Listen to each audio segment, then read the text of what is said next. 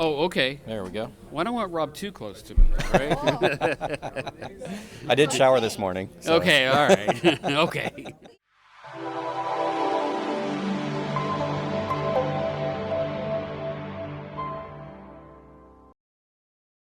Hey everybody, we are here at Silver Symposium in Coeur d'Alene, Idaho. It is the first day. I have a very special guest. Jeff Clark, GoldSilver.com is with us. Jeff, how are you? Great. It's great to finally meet you, Rob. We've known each other for a long time, but we've actually never met. So it's great to meet up with you. It really chatting is. Across Twitter and other things like that. So what is your impression of the conference so far? Well, I love it. We're back live, yes. Right? I love that. A lot of people came out. I wish it was maybe a little better attended, but we'll see as the day goes on, right? Yeah, I think that's been the challenge. I know that we heard reports that some of the Denver conferences were a little lightly attended. I think that has to do with travel restrictions, but I'm hoping that it comes back this year. Right. Part of it's COVID. Part of it's probably the silver price, the weak silver price too. Yeah. But boy, it's great to be here. I'm loving it. Yeah, that's good to talk about because we're sitting about 2250 or somewhere in there in the silver range. I'm not sure what it's trading at today, but it's come down, and we've seen a lot of negative sentiment kind of come out of the woodwork. You know, people that follow us and just in general.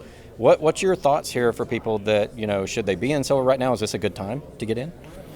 Well, that's a great question. In my talk, I talked about the 3 reasons why I think this is a very compelling time to get in. Right. When you think about it, silver the price is really low. Sentiment is at a 3-year low now for the silver market. It's done nothing but fall. It's down 22% roughly from a year ago when it hit its high. So nobody, people are getting tired. Yes. I see a lot of that on Twitter, especially. Those people need to be a little more patient, perhaps. Okay. But the main point that I wanted to make in my talk this morning was that we've been here before. The silver price fell 43% from 1974 to 1976, and yet that falling price was surrounded by nothing but major catalysts. Right. There was inflation, there was a recession, an energy crisis had just kicked in. Sort of like now. Exactly. It's sort of like now. It's like, wait a minute. We have a falling silver price, and yet we're surrounded by major catalysts. What's going on? My message was, we've been here before. We've seen this before, and we have a similar environment now. And I think what's happening is similar to what happened in the mid-'70s. The silver price is just coiling. It's just getting tighter and tighter. And we all know what happened in 1979 and 1980 to the silver price. It went higher than what many people were even predicting. If you bought silver in 1976, you could basically add a 0 easily to your investment. I think a similar environment is that. I think silver's coiling, and we're all going to be pleasantly surprised here over the next few years. One of the things, I study the charts, and I study, the derivative trade and study that. And what I see is this in both gold and silver, the position's moving towards 0. And I'm not talking about longs and shorts offsetting each other. I mean, longs are going more short, shorts are going more long. So it seems to me that the overall open interest is decreasing. Does that mean anything to you in terms of the silver price? Do you talked about consolidation. Is that what it looks like in a consolidation phase? People sort of jockeying for that center position? It could be, yeah. I think the message that I had was it's coiling. Okay. Because again, we've seen this before, and the sentiment is so low. It is. That could it go lower? Sure. But what's the big picture? What's the 2, 3, 4 year picture look like? And I think we have a situation where it's coiling. I really do. And I think that interest will come back that you're tracking. That's great. I think that'll come back, once silver starts to move. And that's when the real fireworks will start. Because like I said in my talk, silver price is boring, boom, right? It's like an EKG printout, right? I think the boom is coming. We're in the boring phase now, but the next boom, the next spike is coming. So gold typically leads silver in a sustainable market. What do you see for gold? You mean ultimately where it's going, or? Yeah. Do you think gold's going to move first, like it typically does, and lead silver? Probably, yeah. But silver's so oversold too. Silver was actually ahead of gold through like June of this year, and silver was up and gold was down. Silver was performing better than gold, but that's since reversed. Silver's fallen a lot more than gold, so it's actually down more. So it would be normal now for gold to lead and then silver to follow. Gotcha. And if gold starts to move, we could see silver just sit there for a while. I mean, we've seen that before. We've seen that before, exactly. Yeah. That's its DNA, right? So in the big picture, I'm really honestly not worried about it. I don't. I mean, that may sound too confident to some people. I don't know, but I think given the environment that we're in, similar to the '70s, all those catalysts, I think it's just a beach ball being held underwater. Do you think the commodity super cycle that it looks like we're entering, because I have a chart of commodities dating back to 1990, and we've just hit that 1990 low, so it's a 30-year low. Wow. So we've got a lot of room to run to the upside of commodities. We're starting to get inflation, higher producer prices. Yeah. Do you think that commodity index is going to affect gold and silver at all? In terms of some capital going into that instead of gold and silver, or yeah, or actually spurring the price higher? Spurring the price, like, do you think the sentiment is not only going to be in the tens and the leads, but do you think some of that will come to gold and silver as well? Yeah, it will, because a lot of mainstream views gold and silver as a commodity, not money. Right. And that's, of course, Mike Maloney's big thesis is only gold and silver are money, True. So I think a lot of the mainstream will flock to the commodity complex, which includes gold and silver. Right.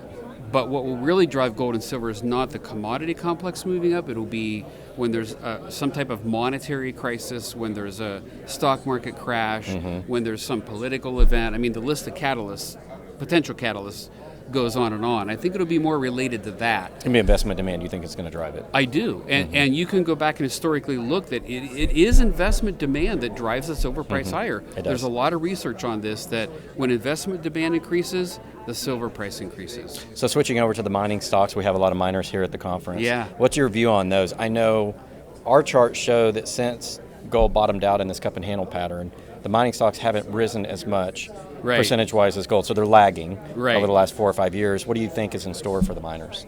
Well, they're historically undervalued no matter how you look at it. If you look at the miners relative to the gold price, the silver price, if you look relative to the S&P, if you look at relative to their own history, anything you compare the miners to, they're undervalued. Right. Now, it doesn't mean it's going to turn around tomorrow, but it means that you're getting good value as an investor right now by investing in some of these companies. In fact, I'm surprised how low some of these stocks are going. They're still going down. Silver's up today, some are still falling. So the sentiment hasn't reversed yet. But when it reversed, there's going to be, again, I don't want to be overconfident, but there's going to be some easy money made in the miners when this thing does reverse and take hold. So I know you talk a lot about the miners on Twitter. I follow a lot of that. What are some tips that you could give to people maybe new to the mining sector to watch out for if they're wanting to invest in that space? Well, everybody says it, but it really is true. You do have to look for the people. But here's an interesting angle some don't think about. Is a lot of people say, well, I don't know geology. How would I know if that's a good project? I don't know if that's a good drill result. What you're doing by buying into the good people, the best people in the industry, is you're hiring them to do that for you. So you don't have to know all that, So right? you don't have to know all that if you buy the best people. If you don't buy the best people, their companies, then it's a little bit more of a crapshoot, right? There's no guarantees even with the best people. Sometimes they're not successful. But if you start there, they can do a lot of that interpretation and screening for you. Okay. It's great. Talk a little bit about GoldSilver.com. What do you guys offer for the public? Oh, Mike's all about education. That's why I was hired at GoldSilver, was just for education, to research, write articles, do videos and things like that. So I love it. It's great working with Mike. He's a genuine person. He's really trying to help the industry. He's all about education. So so we'll be back on videos there. We've both been working on major projects, so I can't say much about them, but mine's in the can. He's still working on his, but we'll be back together on videos here pretty soon. He has a great series called Hidden Secrets of Money, I think, that's done so much for the community beyond what anybody, and the amount of money he put into producing that. Yeah. I mean, it's like studio quality stuff. Exactly. It's movie quality stuff. Some of those cost him $250,000 each to make. I heard him say that, yeah. But as I said this morning in my talk, he's hit 97 million views now on Hidden Secrets of Money. Yeah, it's crazy, yeah. It really is crazy. So they're fun to watch. They're well done, and the first one's probably the most important to start there. The difference between currency and money. So in our show, if I call currency money, we get gonged. So, because only gold and silver are money. Right. There's a difference between the fiat and the cryptos and the gold and silver. Right. So, any last thoughts for people who want to follow you? Because I think you, especially in gold and silver, but also the mining stock space, do so much and provide so much value for people. How do they reach out to you? So you can, I try to be active on Twitter, although it's been more difficult. The more followers you get, it gets a little harder. Sure. But I'm at 𝙂𝙊𝙇𝙀𝙍.com. Okay. And I did agree when I got on Twitter that I would post all my own personal buys and sells. So I Okay. do reveal what I buy there. Oh, that's good. You know, if someone wants to follow for what that's worth, you know. I do tend to speculate a little bit more down the ladder, you know, the developers and juniors as opposed to producers. So people should probably be aware of that. But they can reach me there or at GoldSilver.com. Okay. Thank you, Jeff, so much. Appreciate you. It's great, Rob. Thanks Enjoy. for having me. Hey guys, remember to like, subscribe, and hit that notification bell for updates. Also come to the website goldsilverpros.com and sign up for a free newsletter. We'll be attending the New Orleans Investment Conference October 19th through 22nd, where we'll be holding a very special private investor event. This is going to be invite only. We'll provide a sign-up link in the coming days. Stay tuned to the channel for more information and save the date, 19th through 22nd in New Orleans.